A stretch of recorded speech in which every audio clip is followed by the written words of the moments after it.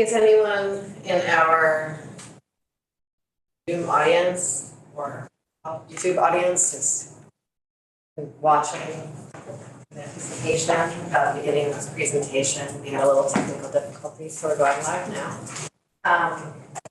But Friday, April 21st, we are talking about downtown and village tax credits because whenever S100, which is going to come to us next week, has a little bit of change in designations of downtown and village centers, and whenever those designations change, it can, or at some level, impacts the tax credits. And so we just wanted to make sure that we understood the tax credits before we entered that conversation, because Caitlin has not come into the committee yet to tell us about how they work. So with that, Caitlin, the floor is yours. Thank you for joining us.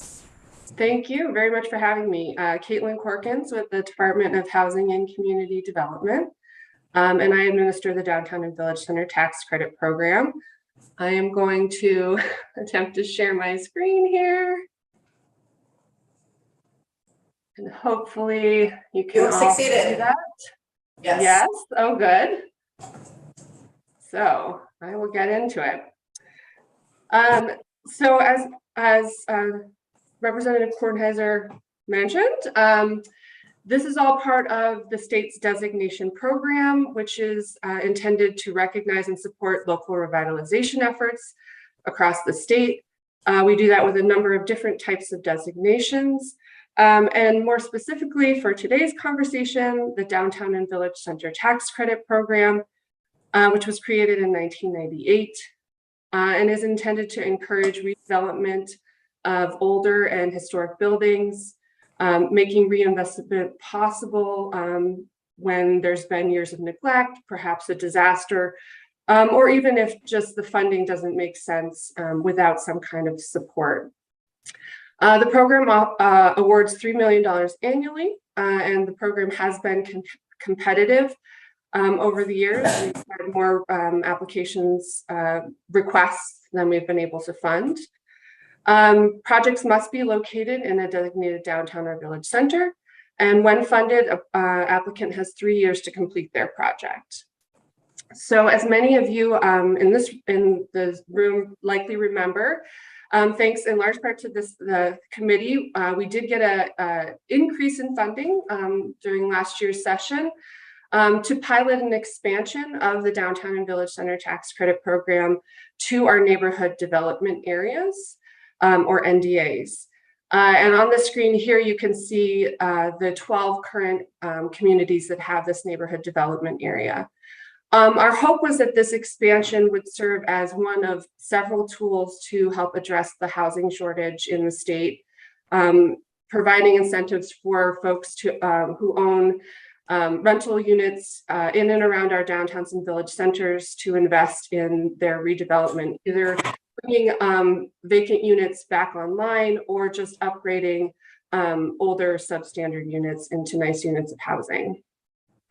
I will say that we haven't had a lot of time yet to see the impact of this expansion. It was passed at the very end of last legislative session. And since our application cycle starts on July 1st, we didn't have a lot of time to market it before last year's round of funding. But we have been working very hard this past year to get the word out about this. And we're very hopeful to have some successful projects to share with you by next legislative session. I will say that we have seen an uptick in interest in the neighborhood development area.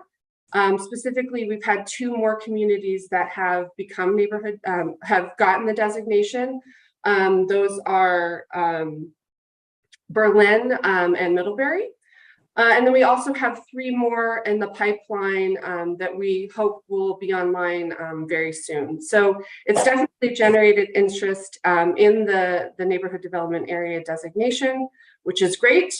And we hope that that then translates into applications and successful housing projects. So I want to go really quickly through the different types of credits that we offer through the program. This is really fast, high level, but I am always available to answer more questions about specific projects. And in fact, I would say the most effective way for people who are interested in the program to, figure out what they would qualify for and how much would be to reach out to me in advance. So first off, we have the historic credit. This is actually a credit that's meant to tie into a federal program, the Rehabilitation Investment Tax Credit, which offers a 20% credit for rehabilitation of historic buildings. So the state program mirrors that. To qualify, a property needs to be listed in the National Register of Historic Places, and they have to have applied to and been approved for the federal tax credit. And then they are able to access an additional 10% on top of the 20% credit from the federal program. For projects that don't qualify for the federal program or just maybe aren't interested in using that program, which is a little bit more complicated and requires more paperwork, I would say, there are still other options. We have a 25% facade credit. So this is for exterior repairs and renovations to the exterior of buildings. So things like masonry and carpentry repairs, window replacement or repair, things like porches or updating storefronts, exterior lighting, even things like signage. And again, when we're talking about buildings that are historic, we expect that work meets preservation standards when using this program. I have a question. Yeah. I'm sorry. What is the credit on? Or what is the tax that the credit is on? Yeah, great question. And I should have started with that. So these credits offset state income tax liability. Okay, for the developer or for somebody or the company that's doing the work to get that state income tax credit. Yeah, whoever makes the investment in the building improvements. So that could be a company, it could be a limited liability corporation, an individual. And I'll get into it in just a minute, but there's actually also a way for nonprofit organizations to access the credit as well. Okay. And I know that might seem confusing, but I'll get to that in just a second. Oh, that's fine, thanks. Yep. That was my question, nonprofits. Perfect, thank you. Back to you, Caitlin. Okay, great, thanks. So the next type of credit are the code credits. This is definitely the most popular type of credit we offer through the program. It's specifically for bringing buildings up to current building codes. We have a lot of older buildings in our downtowns, our villages, and a lot of them haven't been updated, and that can sometimes be a barrier for reuse or full use of the buildings. So this 50% credit offsets investments in bringing buildings up to code. That could include large scale projects, things like installing a sprinkler system in a building, or maybe putting in an elevator to provide access to upper floors, but also smaller scale projects, things like just upgrading an electrical panel or an alarm system, adding another means of egress, or putting in an accessible bathroom. Anything that Division of Fire and Safety is asking folks to do is something we can cover. And I should say that they're really great partners and advocates for us in this program. Finally, the newest credit we have available through the program is our flood mitigation credit. This is also a 50% credit, specifically for improvements to prevent or minimize potential damage caused by floods. This could include things like foundation repair or improvement, raising utilities out of flood-prone basement areas, that kind of thing. To qualify for this credit, a project needs to be located within a FEMA mapped flood hazard area.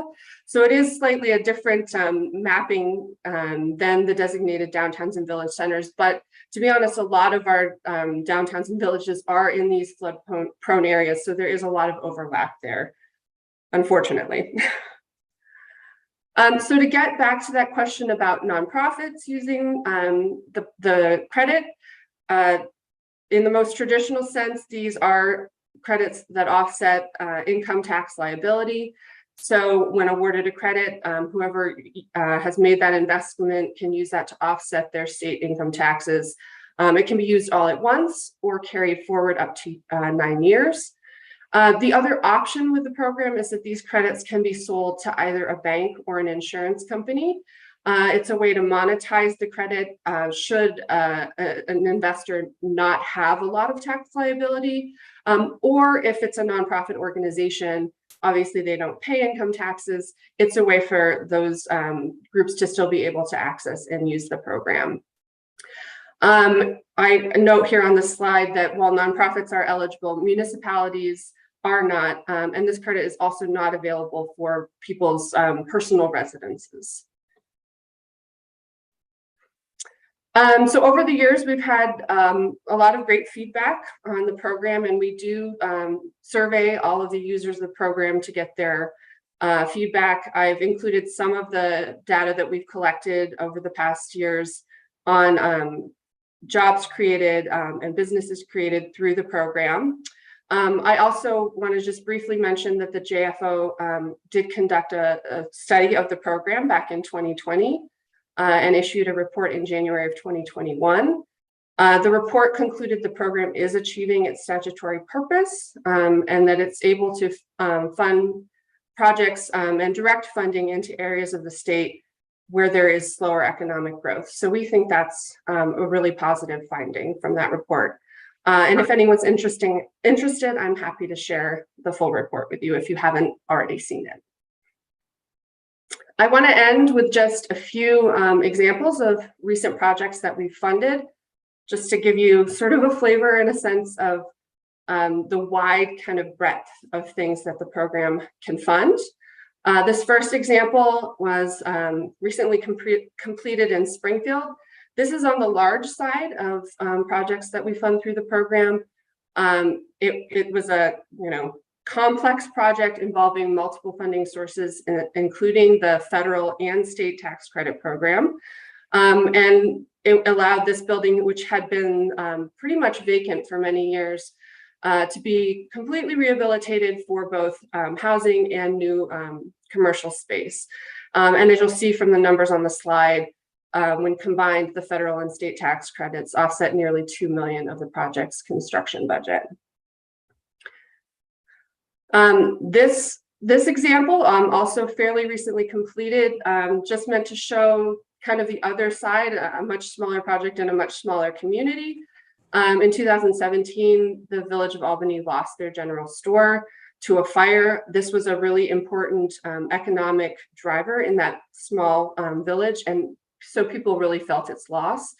The community banded together, created a nonprofit community trust to buy the building and rehab it, and then find operators to reopen the general store.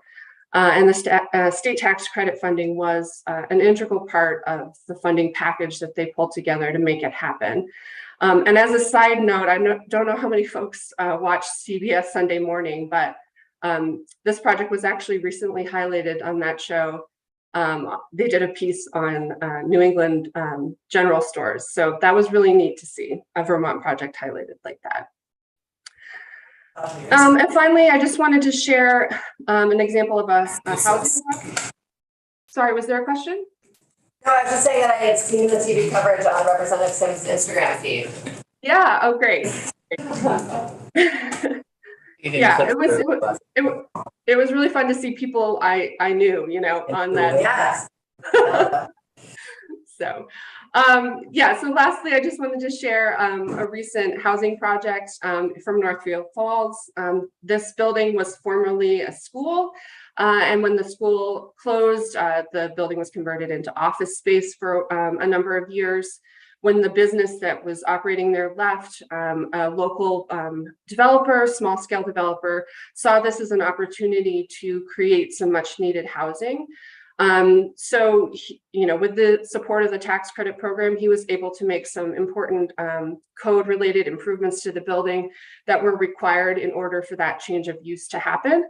This project is 4 housing units, so not a huge project, but in a small village like Northfield Falls, that really makes a difference. And so again, we're hoping with the pilot expansion of the program to the neighborhood development areas, we'll be able to see more projects like this happening in communities, both large and small, to really help, again, address our housing shortage. And with that, I'm happy to take questions. I think you have perfectly satisfied all of our curiosities with that incredibly thorough presentation. Thank you very much. Oh, you're very welcome. And we do always appreciate how well you selectively choose pictures from around each of our districts when you put together these presentations. Yeah.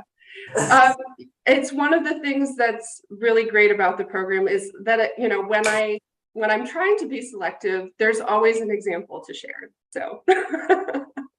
Yeah, I guess I will take a moment to recognize that I think throughout the session we've talked about a few programs that don't necessarily feel like they work for communities of all sizes and scales, and I do really appreciate that this is one that I know many communities like Albany and others have been able to avail themselves of, that have helped project move forward across the finish line. And I know that that's sometimes hard to build something that works for all different sizes and scale communities. So I'm really grateful that this is a tool that is available to our communities to preserve and protect some of our really great buildings. Thank you. Thank you. Good morning, Caitlin. Peter Anthony from Barry City. Good morning. Hi. Are there some parameters that confine or define the expansion to neighborhood areas? And where I'm going with this is trying to figure out what the limitation in the end would be for the tax expenditure effects of expansions and increasing eligibility for credits. It's funny, Caitlin, in past presentations, there was always a picture of a fried egg, and you have not included that this time. Oh, yeah. Yeah, that's probably the Chris Cochran special. So we do expect that with the expansion to the neighborhood development areas, there would be more demand, and thus we would be asking for additional funding. And that was part of the 2-year pilot, was additional funding. And if I didn't mention that, I apologize. Because we wanted to make sure that we weren't taking away from the existing demand that we have for the program when we were doing this expansion. Ultimately, where the sweet spot is in terms of how much funding should be allocated to the program, I mean, I think it will take several years for us to really understand that. And initially, we would think the demand wouldn't be all that high, just because the number of communities that have the neighborhood development area at this point is still relatively low. But as I mentioned, you know, that the interest in that has definitely been increasing, and we've already brought more communities in. So we expect that the demand would continue to increase as, you know, provided that the expansion continued.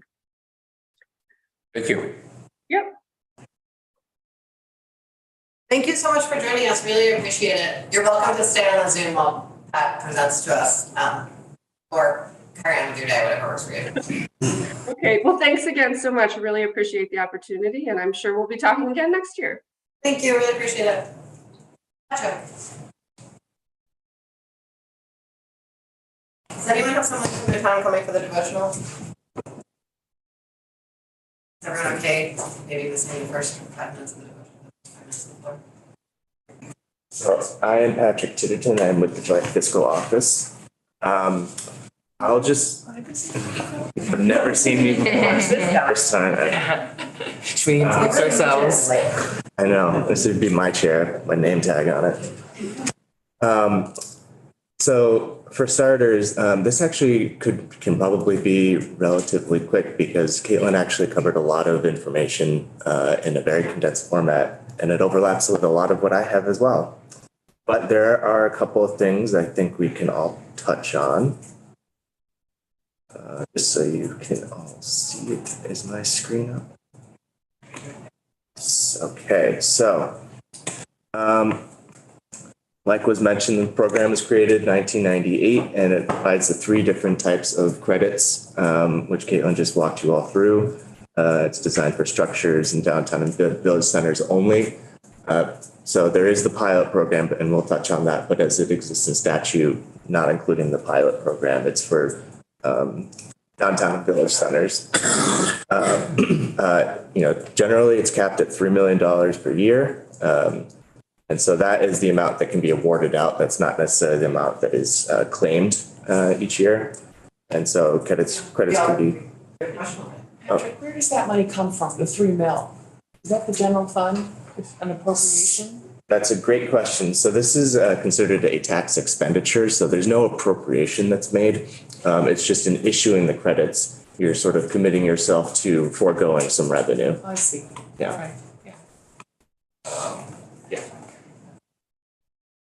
So one thing that's interesting is that these credits are often used for, many projects that qualify to use the credits supplement them with the federal historic rehabilitation tax credit, which that credit is equal to about 20% of qualifying expenditures incurred towards these projects.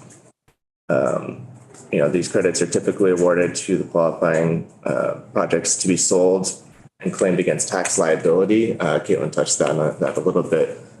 Typically, we do see these most often claimed against corporate income, bank franchise, and insurance premium taxes. And typically, we do include this in the tax expenditure report, how many were claimed in each one of those types. Unfortunately, if you remember from earlier this year, we ran into disclosure issues because there weren't enough reporting in each separate bucket, but I can show you at the end how much for fiscal year 20 and 21 were claimed. And so just to touch on this again, the statutory purpose of these credits is to provide incentives to improve and rehabilitate historic properties in designated downtowns and village centers. As was mentioned, and you may remember what I did a report as part of the tax expenditure report on the EITC, sort of looking at how it matched up against statutory intent and is it achieving its goals. In 2021, Graham wrote a similar type report on this program. And as Caitlin said, generally found that it was meeting all of its statutory intent language.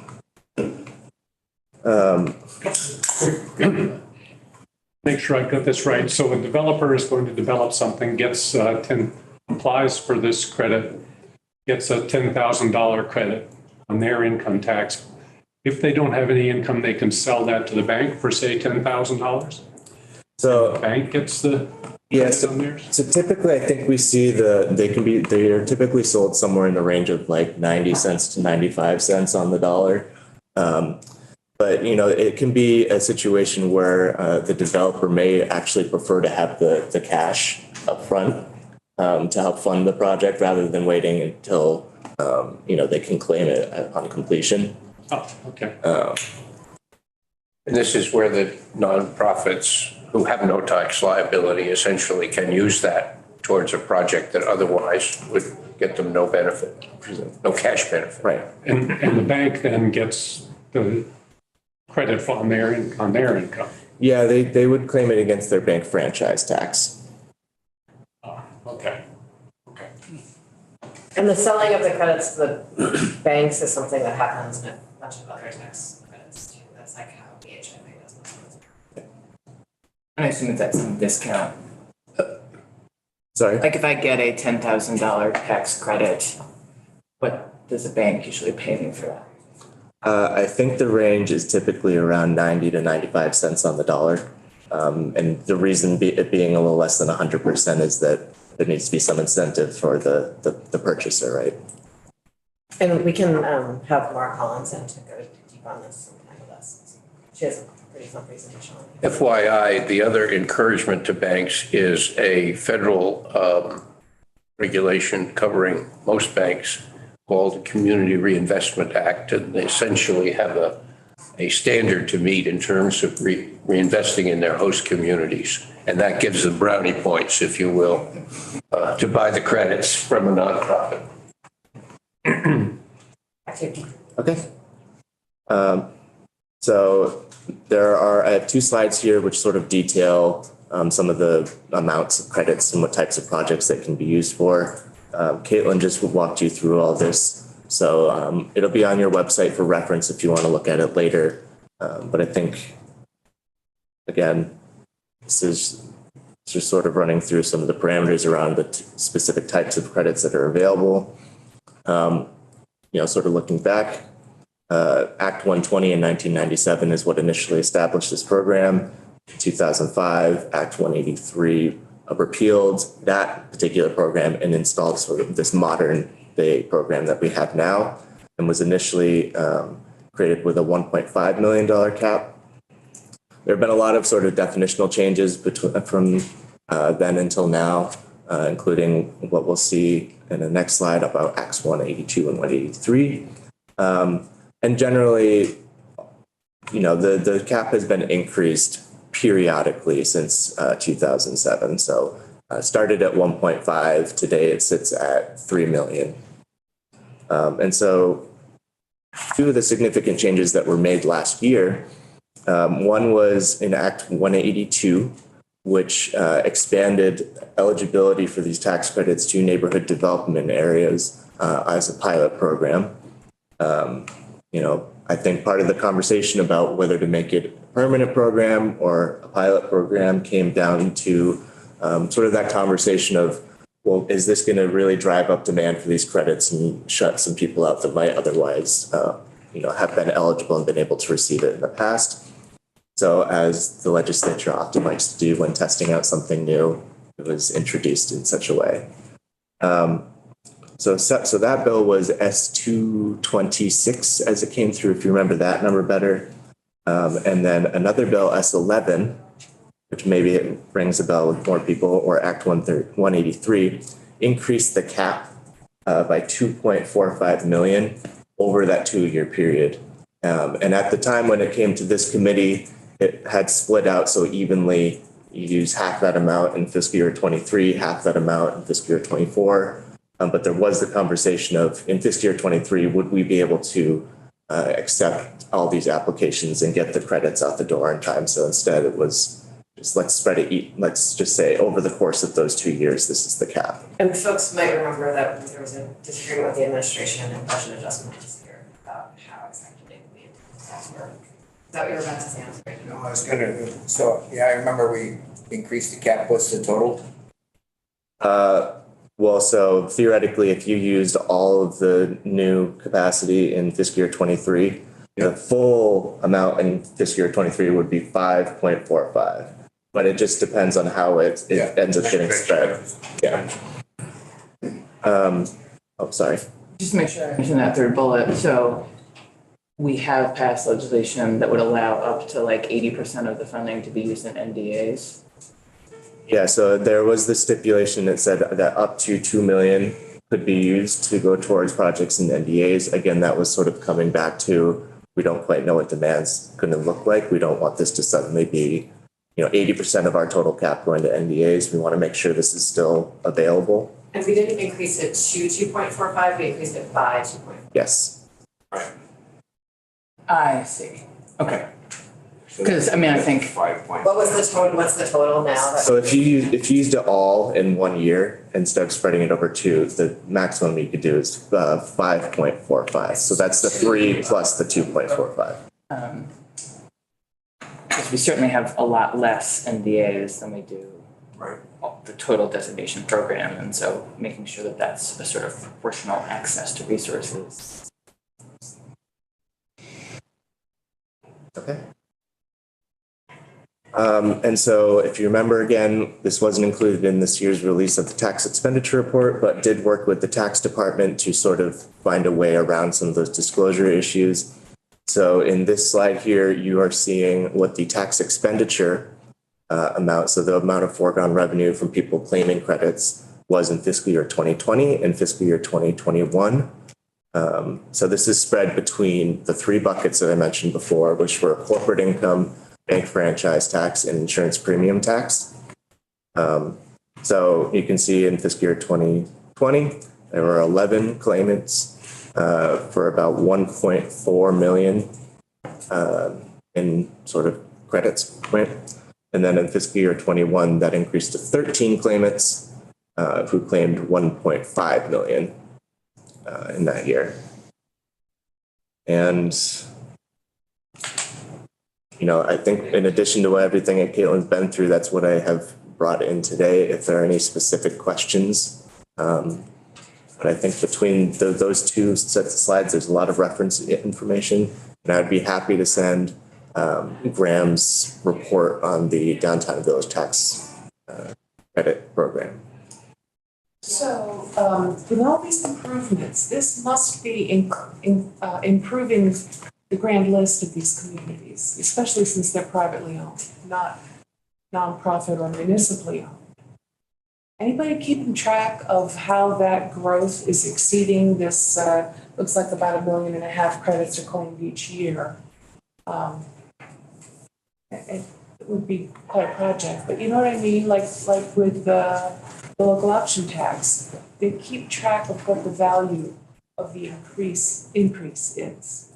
So there is a lot of good information on that in the report that I referenced. You know, generally, the report did find that this has been effective in revitalizing and spurring some development in these areas. Can we have a link to that report? Absolutely, I'll send that to Sorsha to distribute to everyone. Thanks. As a personal plug, it was one of the first reports I read when I started here, and it's actually very interesting.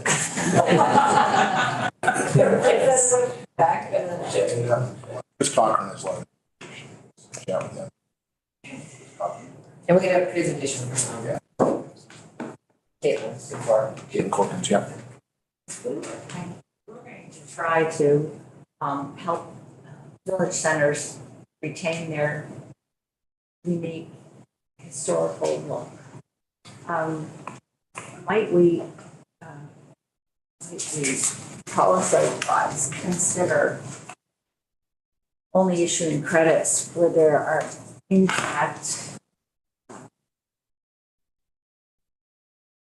town and village centers, so that it would give added incentive for the village center to maintain its historic nature and to continue to look like, you know, something special, because it's Vermont and it's special, and that would attract people to come visit here.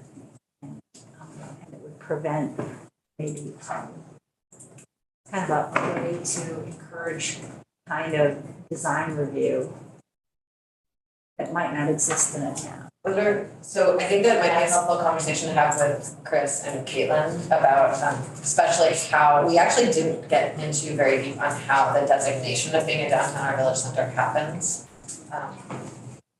But you're welcome. Well, I will say, I think in part that is something that credit does strive to do. You know, there is the requirement that buildings need to be at least 30 years old. And really what the credits are doing is helping support rehabilitation. So instead of knocking down an old building and building something new, which may in this sense be considered out of character with the neighborhood, it's really trying to make sure that existing historic buildings remain and are, you know, code compliant along with all the other beautification projects you may want to do for them. Yeah, trying to think beyond that one building to the entire center, town or village center, to help them. I think you have to be in a village center to be eligible for the tax credit. So we're not doing it everywhere. We're doing it in those historic areas. And you do have to, I think we heard, follow consistent historic preservation guidelines. So this isn't about, you know, the new modern building. This is about those old buildings in those historic cores for all the reasons that I think you said. Yeah. And with that, you're done. I'm done. Okay, great. So it was like- You're released. And everyone, after the floor, we are gonna be back here. We have a really fun twist on the earned income tax credit that we're gonna learn about, and universal service fund. I know the floor is gonna be on, but just trying to get